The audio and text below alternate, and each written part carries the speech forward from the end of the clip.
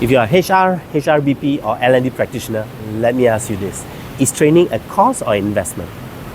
At the most basic, a cost-related training is one that maintains the current operational standard. An investment-related training is one that reduces inefficiency or increases productivity. So which one do you need? The reality is you need both.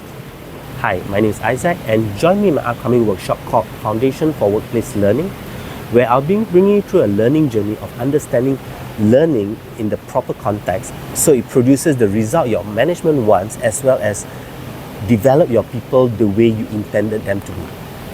Now, this isn't a lecture. It is a highly immersive and experiential program where we'll be looking at real cases and how it applies to you. There are 5 areas that I'll be covering in this workshop. First, organizational design. Now, if you want to design a proper learning program, you need to understand how the different aspects of the business is connected, and you need organizational design. Using business simulation, you'll see organization in a brand new way. Second, very often management will challenge in terms of how does the workshop addresses a business challenge. So I'll be showing you how do you translate business challenges into proper learning programs. A proper learning program will help you identify clearly the skills and knowledge needed.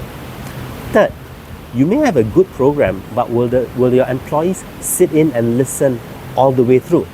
So over here, I will share with you the fundamentals of adult learning and how you're able to incorporate those elements into your training.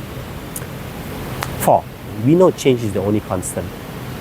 So by understanding change, there are 2 things that is going to benefit you. First, it's going to allow you to evaluate the training program that has been agreed initially and align it to the new way. And second, it's going to help you reflect and anticipate what additional programs you need so that the change is successful.